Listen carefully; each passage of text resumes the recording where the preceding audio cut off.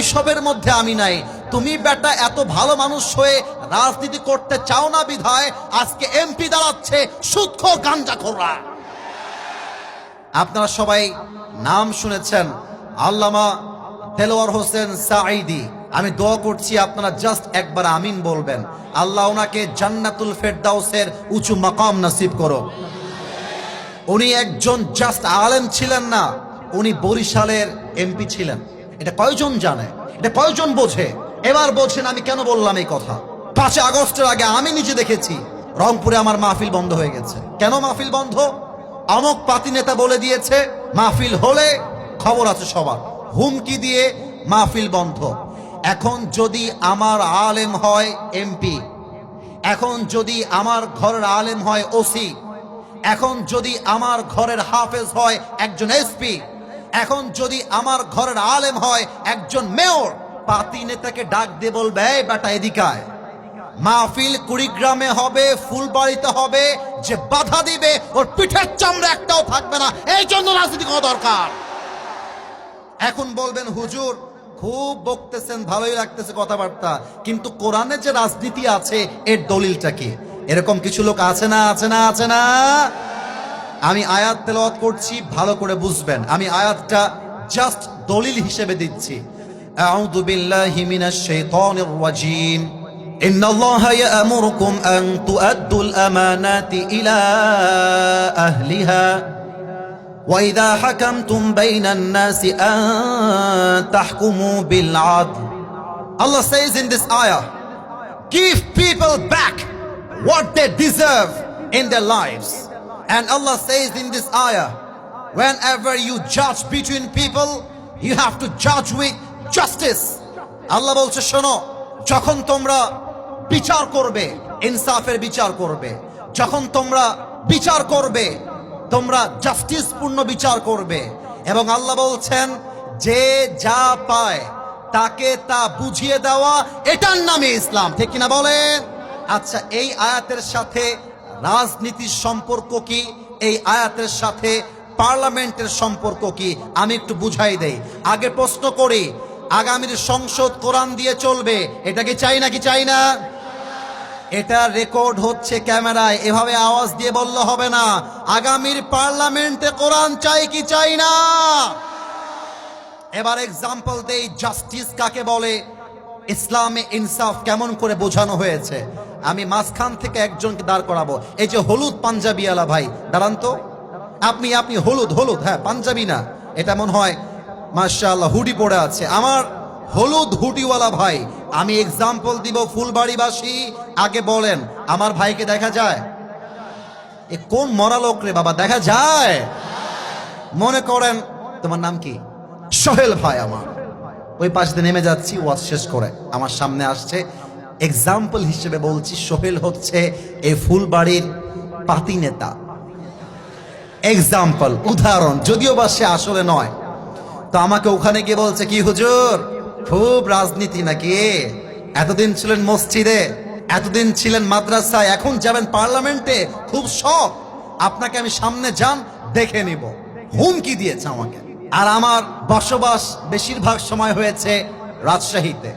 রাজশাহীর একটা ভাষা আছে, তোর বাড়ি কতিবে, তোর বাড়ি কোথায় আমরা বলি, এবার তোর বাড়ি কতিবে। আমি খেপে গেলাম, এই সোহেল তোর সাহস তো কম না। ড্রাইভার সাহেবকে বললাম, ড্রাইভার সাহেব চাকু নিয়ে আসেন, হাইসা নিয়ে আসেন, দাও নিয়ে আসেন। দাও নিয়ে আসছে, রাগের মাথায় দিয়েছি একটা কোপ, ও ডান পা কেটে গেছে। এবার আপনাদের পালা, বাম পা না ডান পা? এই যে বোঝে নাই, ডান পা না বাম পা? ডান পা, এক কোপে কেটে গেছে। এখন আমার সভাপতি সাহেব, প্রধান অতিথি, আমাদের প্রিন্সিপাল সাহেব, হাফেজরা আমাকে ধরেছে, আরে হুজুর ওয়াজ করতে এসে আপনি ডান পা কেটে দিলেন, এই হুজুরকে জেলে ভরে দাও। জেলে ভরে দিল আমাকে। আমার নামে মামলা হলো পা কাটার মামলা। আগামীকাল রংপুরে জেলা আদালতে আমার বিচার হবে। জজ সাহেব আসছে, এসে বলছে হুজুর আপনার ওয়াজ তো আমিও দেখি, আপনি লোকটা খালি দেখতে সুন্দর কিন্তু মানুষটা আপনি আসলে ভালো না। আমাকে বলছে জজ সাহেব। তো জজ সাহেব বিচার করেছে যে আসিফ হুজুরের বিচার হলো 10 লাখ টাকা জরিমানা আর 1 বছরের জেল। এবার আপনারা বলবেন 10 লাখ টাকা জরিমানা আর কয় বছরের জেল? আর একটু জোরে দাঁড়ায় থাকা ভাইরা বলে নাই, 10 লাখ টাকা জরিমানা, কয় বছরের জেল? এবার বিচারটা ইনসাফপূর্ণ হলো কিনা বোঝার জন্য একটা দাড়ি পাল্লা নিয়ে আসো। দাড়ি পাল্লার সোহেলের ডান পাটা দাও দাড়ি পাল্লার ডান দিকে। আর আমাকে যে বিচারটা করা হয়েছে ব্রিটিশ আইন অনুযায়ী 10 লাখ টাকা আর 1 বছরের জেল, দেন দাড়ি পাল্লার বাম দিকে। এবার আপনাদের মেধার পালা, বুদ্ধির পালা। বুদ্ধি থাকলে উত্তর দিবেন, না হয় কিপ কোয়াইট, কিপ সাইলেন্ট, চুপ থাকবেন। ডান দিকে কাটা ডান পা, বাম দিকে 10 লাখ টাকা 1 বছরের জেল। আপনি যতই টানেন সমান সমান হবে। রাইট আনসার, সমান সমান হবে। আচ্ছা 20 লাখ টাকা দিলাম আর 2 বছরের জেল, তাও সমান সমান হবে। সমান সমান করতে চাইলে আল্লাহর জমিনে আল্লাহর কোরআন দিয়ে আইন পাস করতে হবে। কেমন করে? Let me share with you. বসে পড়ো। আল্লাহ তাআলা বলছেন, ওয়াকাতাবনা আলাইহিম ফিহা আন্নান নাফসা বিন নাফস ওয়াল আইনা বিল আইনি ওয়াল আনফা বিল আনফি ওয়াল উযুনা বিল উযুন ওয়াস সিন্না বিস সিন্নি ওয়াল জুরুহা কিসাস। আল্লাহ তাআলা বলছেন, কেউ তোমার চোখ তুললে তুমি তার চোখ তুলে নাও। চোখের বদলে চোখ, নাকের বদলে নাক, কানের বদলে কান, হাতের বদলে হাত, পায়ের বদলে পা, জানের বদলে জান। এটার নামই ইসলাম, এটার নামই কোরআন। এবার দেখেন, আমি ডান পা কেটে দিয়েছি, এবার সংবিধানে কোরআনটা নিয়ে যান। এবার বিচার করেন, যেহেতু আসিফ হুজুর ফুলবাড়িতে গিয়ে সোহেলের ডান পা কেটে দিয়েছে, আপনারাও আসিফ হুজুরের ডান পা কেটে দেন। এবার দাড়িপাল্লা নিয়ে আসেন, দাড়িপাল্লার ডান দিকে দেন সোহেলের ডান পা, আর দাড়িপাল্লার বাম দিকে দেন আসিফ হুজুরের কাটা ডান পা। এবার টান দেন, দেখবেন দুইটা সমান সমান হয়ে গেছে। ওয়ামান হাকামা বিহি আদালা। এই কোরআনটা দিয়ে যে বিচার করবে সে ইনসাফ করতে পারবে। আর একটা এক্সাম্পল দেই, আমার চেয়ারম্যান সাহেব বসে আছে। চেয়ারম্যান সাহেব, don't take it otherwise, don't mind, I respect you from my heart. আমরা সবাই সম্মান ওনাকে করি কি করি না বলো? স্যার, ওনার একটা ছেলে আছে, আমি হলাম রিকশাওয়ালার ছেলে। স্যার হলেন চেয়ারম্যান নন, স্যার হচ্ছে একজন এমপি। তো এমপির ছেলে একটা অন্যায় করেছে, আমি রিকশাওয়ালার ছেলে, আমি আর একটা অন্যায় করছি। মাথায় রাখতে হবে, আমার যেই বিচার হবে, রিকশাওয়ালার ছেলের যেই বিচার হবে, এমপির ছেলের সেই বিচার হবে। স্বজন প্রীতির নাম ইসলাম নয়। সেম বিচার। 1 নাম্বার, কোরআন শেখায় ইনসাফপূর্ণ রাজনীতি। 2 নাম্বারটা বলে শেষ করে দিব, ইসলাম কখনো রাষ্ট্রের ক্ষমতায় কোন নারীকে দেখতে চায় না। আমরা আগামীর পার্লামেন্টে কুড়িগ্রামবাসী, আমি জানি না আপনারা আমার সঙ্গে একমত হবেন কিনা। যদি একমত হন আমাকে ঠিক বলবেন, কলিজা দিয়ে, বাঘের মতো হুঙ্কার দিয়ে। আমি আসিফের দাবি নয়, 18 কোটি মানুষের দাবি। আগামীর সংসদে আমরা এমন এক প্রধানমন্ত্রীকে দেখতে চাই, যে প্রধানমন্ত্রী পার্লামেন্টে দাঁড়িয়ে দেশের পক্ষে যেমন বক্তব্য দিবে। আমার দেশের প্রধানমন্ত্রী চাইলে ঢাকার জাতীয় মসজিদ বাইতুল মুকাররমে দাঁড়িয়ে জুমার খুতবা দেওয়ার যোগ্যতাও রাখবে। হাত তুলে বলো সবাই, ঠিক কিনা?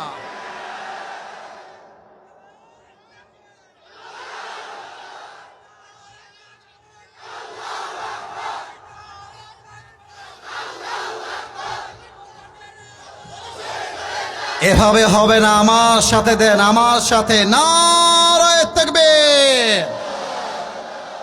আপনাদের বউ আছে কার কার একটু দেখি তো। বউ আছে, আচ্ছা। You have your wife in your house, মাশাআল্লাহ। হাত নামান। এবার কপাল পোড়া হতভাগা যাদের বউটাও কেউ নাই, সিঙ্গেল না, হাত তোলো সবাই। ক্যামেরাম্যান জলদি ফোকাস করো। হ্যাঁ, কারো বউ নাই? ইন্না লিল্লাহি ওয়া ইন্না ইলাইহি রাজিউন।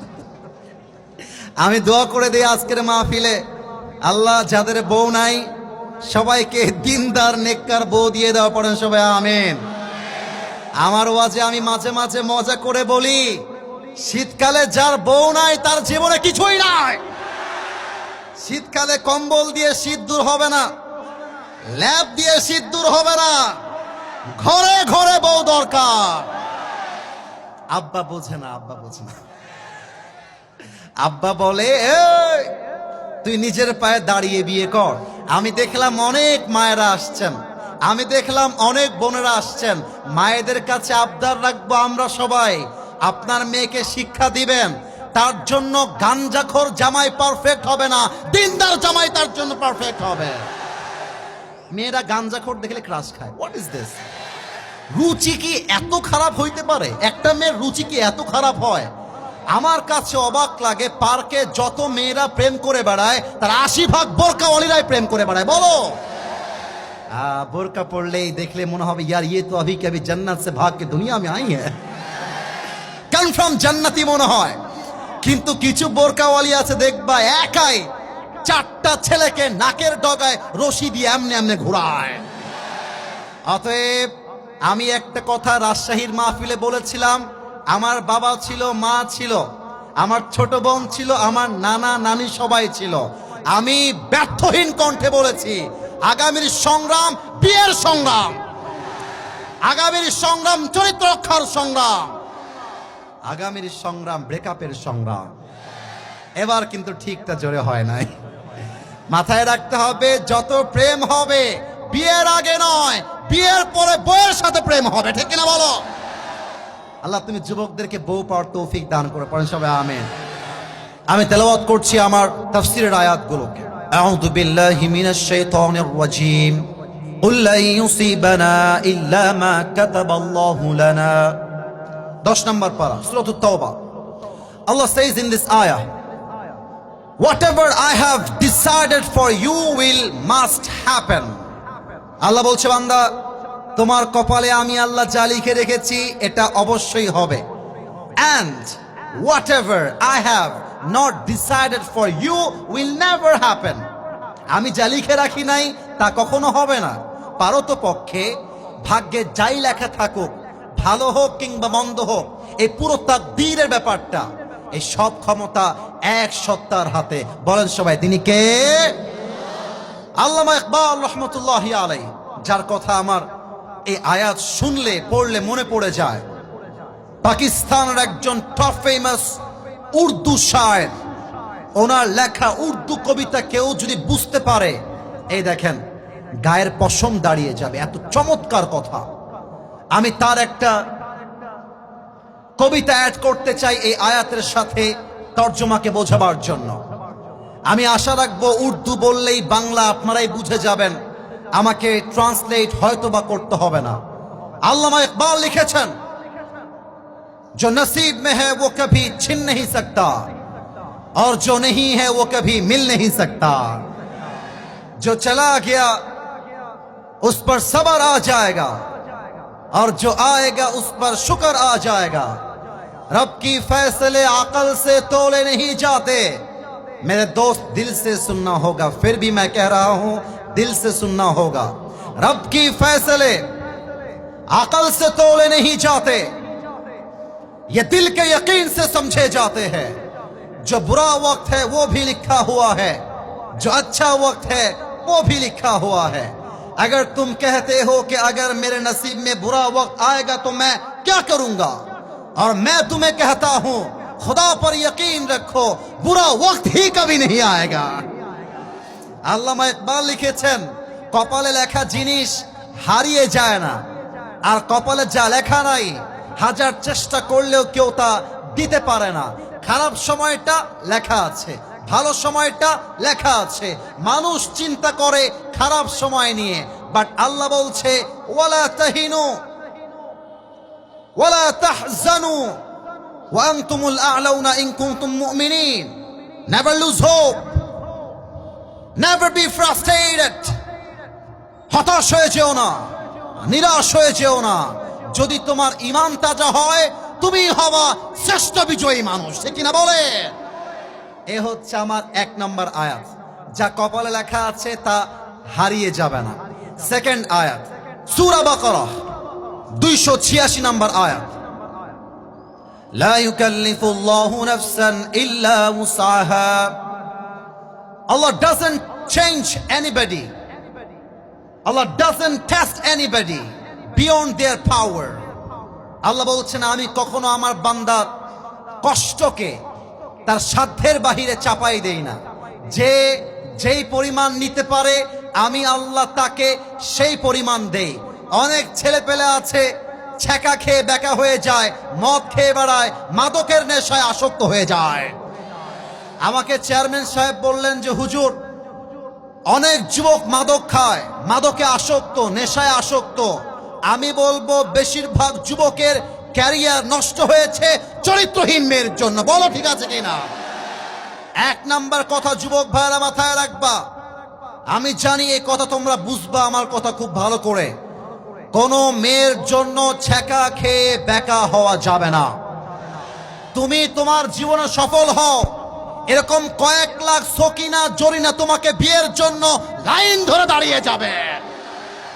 Allah doesn't test anybody beyond their power, beyond their capacity, beyond their capability. আল্লাহ কখনো তার বান্দাকে তার কষ্টটা সাধ্যের বাহিরে চাপিয়ে দেয় না। সর্বশেষ আয়াত, وَمَن يَتَوَكَّلْ عَلَى اللَّهِ فَهُوَ حَسْبُهُ. Whoever trusts in Allah subhanahu wa ta'ala, Allah is sufficient for him. যে ব্যক্তি সুখে দুঃখে আল্লাহকে ভরসা করে, আল্লাহ বলছে আমি একাই তার জন্য যথেষ্ট হয়ে যাই। সুবহানাল্লাহ পড়বেন না আপনারা সবাই?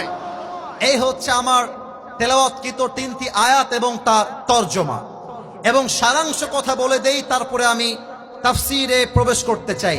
সারাংশ কথা, আমাদের জীবনে যত বিপদ আসুক, যত কষ্ট আসুক, ভেঙে যাওয়ার কোনো কারণ নাই।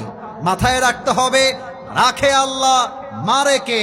মারে আল্লাহ, রাখে কে? এবার আসুন আমরা হাদিসে যাই। কুড়িগ্রামবাসী বেয়াদবি নিবেন না, একটা কথা বলেই ফেলি। আমি তো কুড়িগ্রামের ভাষা জানি না, আমার ভাষার মতো আমি কথা বলছি। বেয়াদবি নিবেন না, জিজ্ঞেস করছি আমার কথা কি বোঝা যায়? একটু বললে ওয়াজটা আরো ভালো করে করা যায়। বোঝা কি যায়? আচ্ছা আপনারা বলেন তো, আমার নবীর সবচাইতে কাছের কলিজার টুকরা মেয়ে কি নাম ছিল তার? কে বলতে পারে?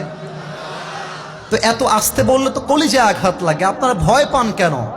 আরে কুড়িগ্রাম মানে আমার ভালোবাসা, আর কুড়িগ্রাম মানুষ ভালোবাসা আসিফ হুজুরকে, ঠিক কিনা বলে? ভয় নাই। আবার কবে দেখা হবে আল্লাহ ছাড়া কেউ জানে না। আমরা আমাদের ওয়াজটাকে আজকে ইতিহাস করে রাখতে চাই, একটু উত্তর দিতে হবে।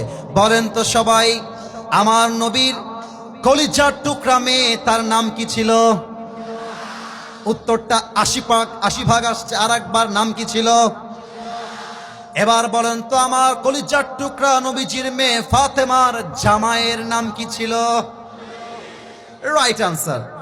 এবার একটা প্রশ্ন করব, বাচ্চাও পারবে, কেউ আটকাবে না, আমি জানি পারবে ইনশাআল্লাহ। বলেন তো, আমার নবীজির কলিজার টুকরা মেয়ে ফাতেমার গর্ভ থেকে দুইজন জান্নাতের সর্দার এসেছিল, এক হাসান দুই।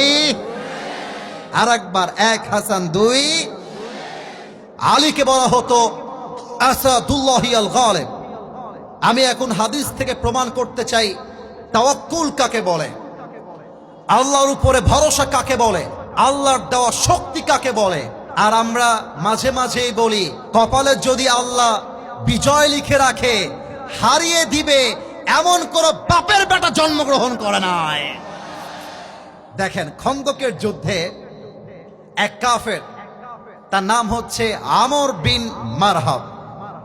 আমর বিন মারহাব মদিনায় আসছে, এসে ডাক দিয়ে বলছে, মুসলমানের বাচ্চারা, আচ্ছা আমাকে একবার দেখেন তো, আমি যে ওয়েস্ট কোটটা পরে আছি, হাদিস বোঝাবো এর জন্য জিজ্ঞেস করছি, এটা কি লোহার না কাপড়ের? উত্তরটা আর একটু জোরে চাই, লোহার না কাপড়ের? আচ্ছা, আর একবার দেখবেন, এই যে জুব্বার হাতারটা দেখা যায়, এটা কি লোহার না কাপড়ের? লুক অ্যাট মাই হেড, এই যে আমার মাথা দেখেন, এই যে টুপিটা পরে আছি, এটা কি লোহার না কাপড়ের?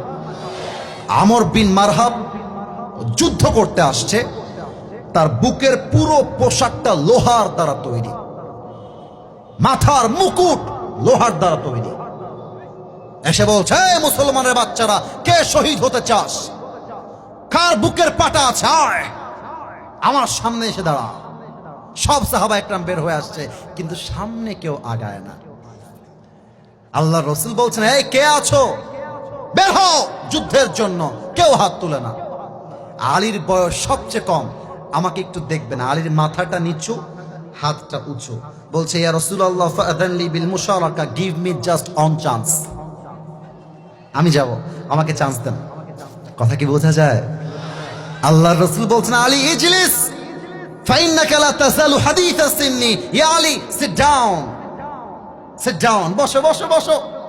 আরে তোমার বয়স কম, এখানে কত বয়স্ক সাহাবীরা আছে, কেউ হাত তুলে নাই, বসো। কিন্তু মাথায় রাখতে হবে ছোট মরিচের রাইট আনসার। আরেকবার ছোট মরিচের। এবার আলী রাদিয়াল্লাহু তাআলা আনহু চুপচাপ বসে গেছে নবীর ধমক খেয়ে। আমর বিন মারহাব ডাক দিয়ে বলছে, কিরে মুসলমানের বাচ্চারা, তোরা কি কেউ মায়ের বুকের দুধ খাস নাই? টিটকারি দেখছেন? কি টিটকারি! গায়ে না রক্তে আগুন ধরে যাবে কথা শুনলে। এই কে আছো, দাঁড়িয়ে যাও। আমর বিন মারহাবের কল্লা উড়াই দিবা, কে আছো দাঁড়িয়ে যাও। কেউ দাঁড়ায় না। আলী হাত তুলেছে, বলছে, নবী আমাকে একটা চান্স দেন, একটা কোপ মারবো, আমর বিন মারহাবের কল্লা 40 হাত দূরে পড়বে। আল্লাহু আকবার। আলী বসো বসো, বয়স কম, বসো, আরো সাহাবীরা আছে, বসো। আলী বসে গেছে। কিন্তু এবার আমর বিন মারহাব খুব বাজে কথা বলেছে। আমর বিন মারহাব বলছে, এই মুসলমানের বাচ্চারা, কে আছিস সন্তানকে ইয়াতিম করতে চাস, আয়। কে আছিস বউকে বিধবা করতে চাস, আয়। কে আছিস তার মায়ের বুক খালি করতে চাস, আয়। কেউ হাত তুলে নাই। আবার আলী হাত তুলেছে, ইয়া রাসূলুল্লাহ আপনি আমাকে একটা চান্স দেন না। তখন আল্লাহর রাসূল বুঝে গিয়েছেন, ওয়া মান ইয়াতাওয়াক্কাল আলাল্লাহি ফাহুয়া হাসবুহ। আরে আলী তো হাত তুলেছে বয়সের জন্য নয়, ওর বুক ভরা কলিজার কলিজা, আর কিছু নয়। ঠিক না বলো? তাওয়াক্কুল কাকে বলে?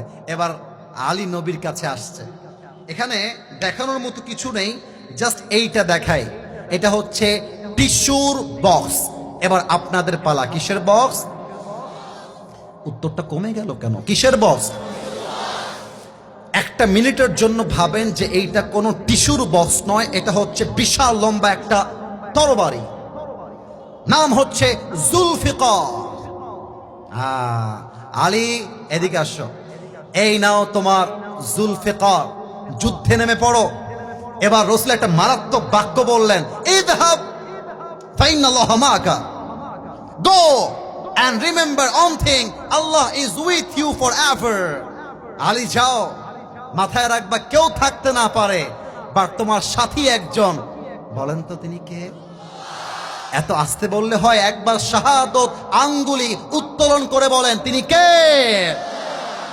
এবার আলী দৌড় দিয়ে আমর বিন মারহাবের সামনে দাঁড়িয়ে গিয়েছে। এই হাদিস বোঝাবার জন্য আমি একটু পেছনে গেলাম।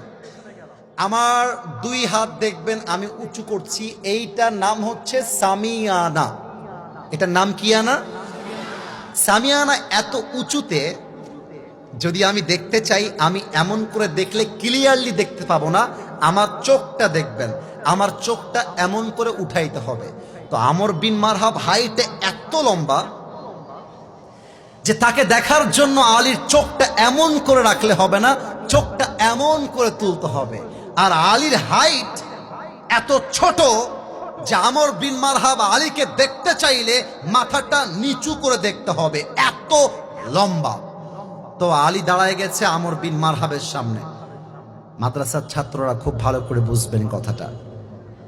যখন কোনো যুবককে বলা হয় মান আনতা আইয়ুহাল গোলাম, এর মানে হচ্ছে যুবককে আমরা টিটকারি করছি আরবি ভাষায়। মান আনতা আইয়ুহাল গোলাম। আমর বিন মারহাব বলছে, এই বাবু তোমার বাড়ি কোথায়? আলীকে বলছে, এই বাবু তোমার বাড়ি কোথায়, তুমি কে? আলীর গায়ে আগুন ধরে গেছে। আরে বেটা তুই কারে বাবু বলিস রে? তাও রাগ কন্ট্রোল করেছে। বলছে, আনাল্লাযী সাম্মাতনি উম্মি হায়দারা, আমি হলাম সেই যুবক যে যুবককে তার মা নাম দিয়েছে হায়দারা। এমন এক সিংহ, এমন এক বাঘ, যখন সে শিকার করতে যায়, শিকারকে শিকার না করা পর্যন্ত তার আক্রমণ, তার অ্যাটাকটা কমে যায় না। তার নাম হায়দারা, আমি হলাম সেই যুবক। আল্লাহু আকবার। এবার আমর বিন মারহাব একটা মুচকি হাসি দিয়েছে আর টিটকারি মেরে বলছে, ও আচ্ছা আচ্ছা, তোমার নাম হায়দারা? আরে বেটা, তোর আসল নাম কি তাই বল। কথার স্টাইলটা বুঝবেন। টিটকারি মারছে আলীকে, এই তোর আসল নাম কি তাই বল। তো আলী বলছে, ইসমি আলী, আমার নাম হলো আলী। এবার আমর বিন মারহাব অবাক হয়ে গেছে, বলছে, আলী? ও আচ্ছা আচ্ছা, তুমি কি আলী বিন আব্দুল মুত্তালিব? এই তুমি কি আব্দুল মুত্তালিবের ছেলে? বলছে, না, আনা আলী বিন আবি তালেব। আমি আব্দুল মুত্তালিবের ছেলে নয়, ওটা আমার দাদা, বাপের নাম আবু তালেব।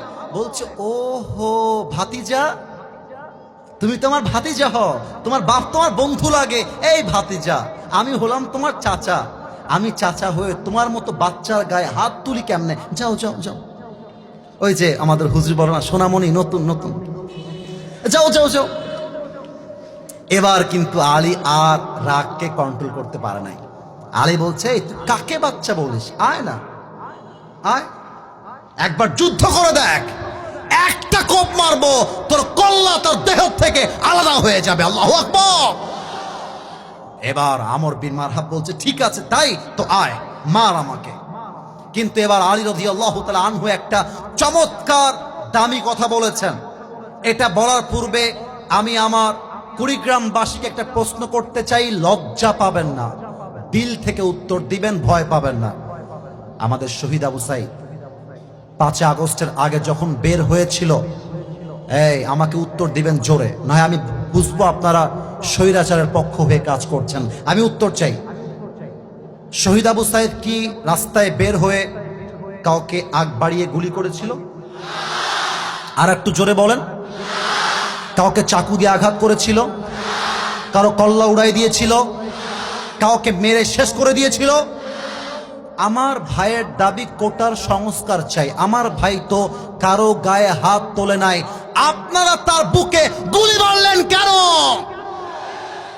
এটার দ্বারা শিক্ষা, মুসলমান কাউকে আগ বাড়িয়ে মারতে চায় না, বাট মুসলমানকে কেউ মারতে আসলে মুসলমান সেই কালো হাত ভেঙ্গে গুড়িয়ে দেয়। শহীদ আবু সাঈদ যখন জীবন দিয়েছিল, তার বুকের গুলি তার গায়ে লাগে নাই, এটা 18 কোটি তাওহীদ জনতার কলিজায় গিয়ে আঘাত করেছিল। ঠিক কিনা বলো? আলী বলছে, আমর বিন মারহাব, আমি তোকে মারতে পারবো না, আগে তুই আমাকে অ্যাটাক করবি, and then I will defence attack. তোর মারার পরে আমি মারবো, আয় মার। এবার দেখেন আমর বিন মারহাব কেমনে মেরেছে। আমার সামনে টেবিল তো, না হয় আরো ভালো করে বুঝাই দিতাম, জাস্ট এক্সাম্পল দিচ্ছি বোঝাবার স্বার্থে। এইটা হচ্ছে 2 পা।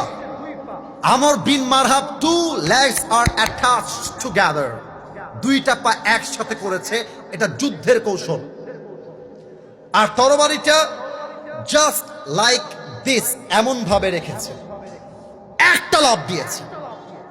আর তরবারিটা লাফ দেওয়ার পরে এখান থেকে পেছন থেকে নিয়ে দেহের সমস্ত শক্তিকে উজাড় করে আলীর ডান কাঁধে একটা আঘাত করেছে। আর আলী তা জুলফিকার তুলে বলছে, হাসবুনাল্লাহু ওয়া নি'মাল ওয়াকিল, নি'মাল মাওলা ওয়া নি'মান নাসির। যে আঘাতে আলীর দেহটা 2 টুকরো হয়ে যাবে, তাওয়াক্কুল কাকে বলে? আঘাতটা আলীর জামা পর্যন্ত স্পর্শ করতে পারে না। এত আস্তে সুবহানাল্লাহ পড়লেন, আরেকবার পড়েন, আরেকবার পড়েন। একবার সুবহানাল্লাহ পড়বেন, জান্নাতে একটা গাছের মালিক হয়ে যাবেন। এক গাছের মালিক হয়ে গেছেন। আরেকবার পড়েন, আরেক গাছের মালিক, আরেকবার পড়েন। খালি পড়বেন সুবহানাল্লাহ, আলহামদুলিল্লাহ, লা ইলাহা ইল্লাল্লাহ, আল্লাহু আকবার। জান্নাতে গিয়ে দেখবেন আপনার জন্য প্রাসাদ আর হাজারো গাছ জান্নাতে পড়ে আছে। সুবহানাল্লাহ পড়বেন না আপনারা? এবার আমর বিন মারহাবের কলিজা ধুক ধুক ধুক ধুক ধুক ধুক করতে শুরু করেছে, কারণ আমি তো মেরে কিছু করতে পারলাম না, এবার তো আমার পা। আলী বলছে, Amr bin Marhab, get ready, it's my turn, ready হয়ে যা, এবার তোকে আমি দেখে নিব। আলী জাস্ট 2 স্টেপ ব্যাক, পেছনে আসছে। 2 legs are attached together, 2টা পা একসাথে করেছে, একটা লাফ দিয়ে জুলফিকারটা তুলে আলী বলছে, নারে তাকবীর, আল্লাহু আকবার। একটা আঘাত দিয়েছে, আমর বিন মারহাবের লোহার পোশাকটা ভেঙ্গে চুরে পুরো দেহটা এক কোপে দুই আধখান হয়ে ছিটকে জমিনে পড়ে গিয়েছে। আল্লাহু আকবার। টেবিলটা সামনে না থাকলে আরো ভালো করে বুঝাই দিতাম। আমি সরি, আমি হাদিসটা বোঝাতে চাই ভাষা দিয়ে নয়, অভিনয় করে। আমার জুতা কি একটু হলো দেখা যায়? সরি সরি, আমি জিজ্ঞেস করছি, সরি, দেখা যায়? আমর বিন মারহাবের লাশটা কেটে একটা এই পাশে আর একটা এই পাশে, আলীর বুকের পাটা দেখেন। আরে বেটা, মুসলমানদের বিজয় হওয়ার জন্য কয়েক হাজার লাগে না, একটা অমর হলে এনাফ হয়ে যায়। এক লাঠি মেরে মেরে দুইটা দেহকে এক জায়গায় করছে আমর বিন মারহাবে। আর পায়ের জুতা আমর বিন মারহাবের বুকে রাখছে। আলী বলছে, এই বেটা, কাইফা তুকাতিলুনি আনতা তা'বুদু হাজারান ওয়া আনা আব্দু রাব্বি মুহাম্মদ। তুই আমাকে মারবি কেমন করে? আমি হলাম রবকে তাওয়াক্কুলকারী আর তুই হলি মূর্তির পূজারী। মাথায় রাখবি, পাথর পূজারী, মূর্তি পূজারী, কাফের, বেঈমান, নাস্তিক, মুরতাদ মুসলমানদের একটা চুল বাঁকা করবার ক্ষমতা রাখে না। ব্যাস, নবীর কাছে গিয়ে বলছে, নবী হে, কাম তামাম, খালাস। নবীজি বলছে, আলী মাথায় রেখো, তুমি যখন আঘাতটা করেছো, এই আঘাতটা তোমার গায়ের শক্তি নয়, তোমার হৃদয়ের ঈমান আর তাওয়াক্কুল তোমাকে কাফেরের বিরুদ্ধে বিজয় লাভ করতে দিয়েছে। ঠিক কিনা বলো? আমার মাদের জন্য একটা মেসেজ দিয়ে যায়, আম্মা জান, মা যদি চরিত্রহীন হয়, মেয়ে কিন্তু চরিত্রহীন হয়ে যায়। একজন মেয়ের চরিত্রহীন হওয়ার পেছনে 90 ভাগেরও বেশি তার মা দায়ী থাকে। ঠিক কিনা বলো? প্রত্যেকটা মা বোনকে বলবো, শিক্ষা নেন। আজকে আমার হাফেজরা পাগড়ি নিয়েছে, আপনার সন্তান কোনো গায়ক হবে না, নায়ক হবে না, আপনার সন্তান হবে একজন কোরআনের হাফেজ সন্তান। ঠিক কিনা বলেন? 2 নাম্বার মেসেজ আমার বোনদের জন্য, মায়েদের জন্য নয়। বোনদেরকে আমি বিনয়ের সাথে আবদার করব, যেহেতু আমার সময় কম, বলে দিয়ে দোয়া করে দিয়ে যাই। বোন আমার, বোরকা পরার সময় টাইট ফিটিং বোরকা নয়, আপনাকে ঢিলা ঢালা বোরকা পরতে হবে। 3 নাম্বার কথা, টিকটকে নেচে নিজের ইজ্জতকে নষ্ট করা যাবে না। আমার মনে হয় আজকালকার মেয়েরা, বেশিরভাগ মেয়েদের ইজ্জত নষ্ট হয় টিকটকে গিয়ে দেহ দেখিয়ে নাচার জন্য। যুবক ভাইরা, ঠিক কিনা বলো? 3 নাম্বার কথা মেয়েদের জন্য বলবো, আমার প্রিয় বোন, আপনার স্বামী আপনার জীবনে সব চাইতে বড় আমানত। বেশিরভাগ মেয়ে স্বামীকে বাদ দিয়ে আজকাল পরকিয়া করে বেড়ায়। বলো বলো বলো। আমি মেয়েদেরকে বলবো, স্বামীর হাত ছাড়লে কোনো যুবক আপনার হাত ধরবে না। পুকুরের পানিতে গোসল সবাই করে, পানি কেউ পান করতে চায় না। তাহলে মেয়েদের স্বামী ভক্ত হওয়া লাগবে। এবার আমার মুরব্বীদের জন্য একটা কথা, যুবকদের জন্য একটা কথা, বাস। আমার আব্বাজান আমাকে একটু দেখবেন, যুবক ভাইরা আমাকে একটু দেখবেন। এইটা আমার মুখে কি? এত আস্তে বললে ওয়াজের শেষটা ভালো হবে না। এটার নাম কি? কেউ পাম দিবেন না, মিথ্যা বলবেন না। আমাকে দাড়ি রেখে আনস্মার্ট লাগছে না স্মার্ট লাগছে? যুবক ভাইরা, অনেক মেয়ে দেখবা দাড়ি দেখলে গায়ের মধ্যে চুলকানি শুরু হয়ে যায়। মাথায় রাখবা, যেই মেয়ের দাড়িওয়ালা পছন্দ নয়, তার জন্য বিটিএস এর হিজড়া ছাড়া সেকেন্ড কোনো অপশন আমাদের কাছে নয়। অতএব আমার দাড়ি আছে, এটা আমার চাপ দাড়ি হবে। যদি বিয়ে করতে চাও ওয়েলকাম, আর যদি বিয়ে করতে না চাও দাড়ির জন্য, সোজা কথা, ক্লিয়ার কথা, যে দাড়ির জন্য বিয়ে করতে চায় না, সে আমার বাড়ির বউ হওয়ার যোগ্যতাই রাখে না। অতএব যুবকরা, আজ থেকে দাড়ি রাখবা তো ইনশাআল্লাহ? এবার আব্বাজান, আপনি আমাকে শুনবেন। আমি দেখেছি আজকে জোহরের নামাজে কুড়িগ্রামের রাস্তা না রংপুরের রাস্তায় মুরব্বি দিয়ে মসজিদ ভরা। আমার মুরব্বিরা 5 ওয়াক্ত নামাজ পড়ে না, জাস্ট তাহাজ্জুদও পড়ে।